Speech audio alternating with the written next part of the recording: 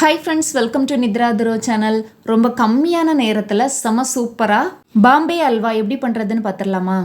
இது போல் ஈஸியான ரெசிபீஸ் பார்க்கணுன்னா நம்ம சேனலை சப்ஸ்கிரைப் பண்ணி வச்சுக்கோங்க. இப்போ அல்வா பண்ணுறதுக்கு ஒரு பாத்திரத்தில் 1 கப் அளவுக்கு கார்ன்ஃப்ளவர் எடுத்திருக்கேங்க. இப்போ மாவு எடுத்த அதே கப்பில் 3 கப் அளவுக்கு தண்ணி சேர்த்துக்கலாங்க. இதோட தண்ணி சேர்த்ததும் இதை நல்லா கரைச்சி எடுத்துக்கணுங்க. இதில் கட்டி எதுவுமே இல்லாத மாதிரி நல்லா கரைச்சி எடுத்துக்கோங்க. பாருங்கள், இந்த மாதிரி நல்லா கரைச்சி எடுத்துக்கணும். மாவை கரைச்சி எடுத்ததும் இப்போ அது அப்படியே இருக்கட்டும்ங்க.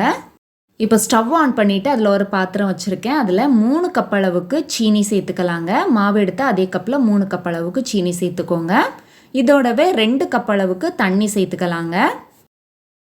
இதுக்கு பாகுபதம்லாம் எதுவுமே பார்க்க வேண்டாங்க. சீனி நல்லா கரைஞ்சி மட்டும் வந்தால் போதும். சீனி இப்போ முழுசாக கரைஞ்சி நல்லா கொதி வந்துடுச்சுங்க. நம்ம ஏற்கனவே மிக்ஸ் பண்ணி வச்சுருந்த மாவை மறுபடியும் ஒரு வாட்டி மிக்ஸ் பண்ணி விட்டுட்டு இதோட சேர்த்துடலாம். மாவை சேர்த்ததுமே கைவிடாமல் நல்லா இந்த மாதிரி மிக்ஸ் பண்ணி விட்டுட்டே இருக்கணுங்க. இல்லாட்டி ஒரு இடத்துல மட்டும் அந்த மாதிரி கட்டியாக வந்துடும். இப்படி நாம் ஒரே மாதிரி மிக்ஸ் பண்ணி விட்டுட்டே இருந்தோன்னா மாவு எல்லாமே ஒரே மாதிரி வெந்து வரோங்க. கட்டி எதுவுமே இருக்காது.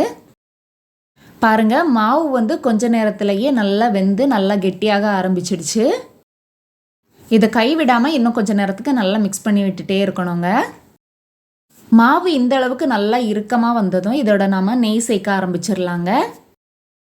நெய்யை மொத்தமாக சேர்க்கக்கூடாதுங்க. கொஞ்சம் கொஞ்சமாக சேர்த்து மிக்ஸ் பண்ணி விட்டுட்டே இருக்கணும். முதல்ல நான் 1 டேபிள் ஸ்பூன் அளவுக்கு சேர்த்துருக்கேன். சேர்த்துட்டு அதை நம்ம நல்லா மிக்ஸ் பண்ணி விடணும்.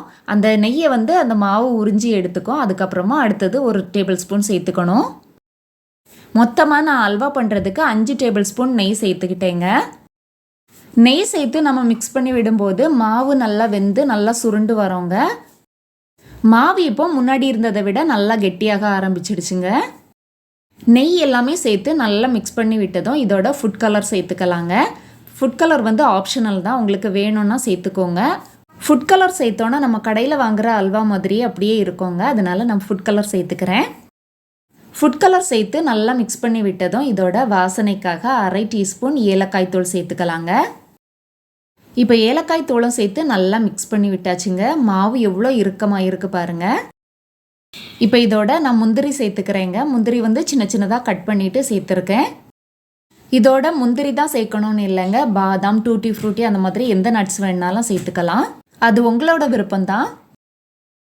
முந்திரியை சேர்த்ததும் மறுபடியும் ஒரு 3 நிமிஷத்துக்கு மிக்ஸ் பண்ணி விட்டுக்கிறேங்க. இதுக்கு தீயை மீடியம் ஃப்ளேம்லேயே வச்சு நம்ம கைவிடாமல் மிக்ஸ் பண்ணி விட்டுட்டே இருந்தோன்னா அடி எதுவுமே பிடிக்காது. இப்போ அல்வா ரெடி ஆகிடுச்சுங்க. ஒரு பாத்திரத்தில் நெய் தடவி எடுத்து வச்சுருக்கேன். அதில் இந்த அல்வாவை ஊற்றி எடுத்துக்கலாம். அல்வா எல்லாத்தையும் பாத்திரத்தில் ஊற்றி எடுத்ததும் ஒரு ஸ்பூனில் லைட்டாக நெய் தடவி எடுத்துட்டு அதை அல்வா மேலே இந்த மாதிரி வச்சு ஒரே மாதிரி தட்டி விட்டுக்கலாங்க.